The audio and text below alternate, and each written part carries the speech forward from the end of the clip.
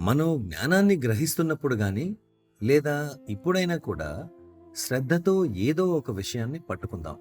అలాంటి ఆశ్చర్యజనిత మనసుతో ప్రాచీన జ్ఞాన వ్యవస్థలోని ఆ పురాతనమైన జ్ఞానంపై పట్టు సాధించడం అంటే మీరు కనీసం దాన్ని గ్రహిస్తారని కానీ భవిష్యత్ తరాలకు అందించగలరని కానీ అనుకోను.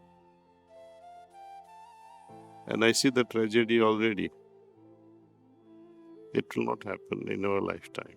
మన జీవిత కాలంలో ఇది సంభవించదు అనే విషాదాన్ని నేను ఇప్పటికే చూశాను. మనకు శక్తివంతమైన కొంతమంది యువకుల సమూహం అవసరం. వారిని మనం ప్రోత్సహించాలి. See, even yogis, they need carrots. Some level of temptation is required even for yogis. యోగులకు సైతం కొంత స్థాయిలో ప్రలోభం అవసరం. ప్రకృతి సమాధి అనబడే బ్రహ్మానంద స్థితిని వారికి ఇవ్వకపోతే ఎవరు మాత్రం ధ్యానం చేస్తారు? ఎవ్వరూ చేయరు. ప్రాచీన జ్ఞానాన్ని మనం కలిగి ఉండి ముందు తరాలకు అందించడం మాత్రమే సరిపోదు. మనం దాన్ని విస్తరింపజేయాలి. You know, the ancient knowledge transfer was in a seed form. ప్రాచీన జ్ఞాన బదలాయింపు బీజ రూపంలో ఉంటుందని E=mc² లేదా వేగమును సూచించు సమీకరణం వంటి శాస్త్రీయ సమీకరణాలకు ఉన్నట్టు దానికి పాస్వర్డ్స్ ఉంటాయని మీకు తెలుసా? So to me, the certain verses in Gita or Upanishads, they are in a code word, they are coded. అలాగే నా ఉద్దేశంలో భగవద్గీత, ఉపనిషత్తుల్లోని శ్లోకాలకు కొన్ని సంకేతాలుంటాయి. మీరు సత్ చిత్ ఆనంద్ అని చదివినప్పుడు కేవలం సచ్చిదానందాన్ని పలుమార్లు వల్లెవేయడం ద్వారా లేదా అహం బ్రహ్మాస్మి అని వల్లెవేసినందువలన ఎవరు కూడా పరబ్రహ్మ స్థితికి చేరువ కాలేరు. కానీ దాని వెనుక అనంతమైన సత్యం ఉంది. ఇది ఈ పాస్వర్డ్ లేదా కోడ్ వర్డ్ లాంటి సాంకేతిక పదాలలోని అర్థాన్ని విడమర్చి చెప్తుంది. దీని అర్థం ఏమిటంటే, మీరు సచ్చిదానందం అని చెప్పినప్పుడు మీరు ఆ సత్ అనబడే సత్యస్థితికి చేరుకుంటారు.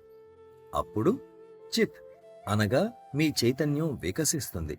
ఆ చైతన్యం సత్యస్థితికి చేరుకున్నప్పుడు మీరు పరమానందాన్ని పొందుతారు. అలా ఆ సాంకేతిక పదాలకు మార్గాలు సూచించబడ్డాయి. కానీ దానికోసం మీరు ఆలోచించాలి, ధ్యానించాలి. దానిపై చింతన చేయడం వలన ఏదో ఒకరోజు ఆ జ్ఞానము పదాల రూపంలో కాకుండా మీరు అనుభూతి చెందే విధంగా మీలో కలుగుతుంది.